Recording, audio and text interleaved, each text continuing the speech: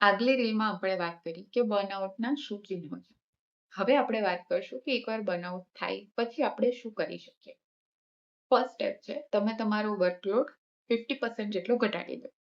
કારણ કે સાયન્સ એવું કહે છે કે બર્નઆઉટની અંદર મગજની કેપેસિટી માત્ર 40% જેટલી હોય છે.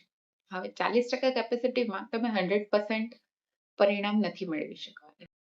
સેકન્ડ સ્ટેપ છે કે ડેઈલી 20 મિનિટ ચાલવાનું. એમાં ફોન, મ્યુઝિક કે પોડકાસ્ટ કશું સાંભળવાનું નથી. થર્ડ સ્ટેપ છે કે 10:30 પછી મોબાઈલની સ્ક્રીન બંધ કરી દો. 10:30 પછી મોબાઈલની સ્ક્રીન બંધ કરવી એ તમે તમારા શરીરને ડિજિટલ સનસેટ આપ્યો છે. અને આનાથી ઊંઘ સારી આવે છે અને મગજને હીલ થવાની ચાન્સ મળે છે.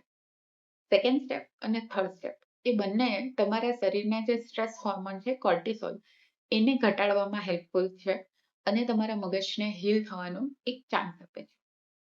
ચોથું પગલું, તમારી પરિસ્થિતિ કોઈ બી એક વ્યક્તિને કહો.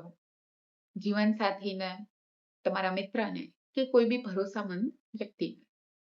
પાંચમું પગલું છે કે તમે બર્નઆઉટનું મૂળ કારણ શોધો. આ શા કારણે થાય છે? ટોક્સિક એન્વાયરમેન્ટ છે, વર્કલોડ છે કે એક્સપેક્ટેશન છે?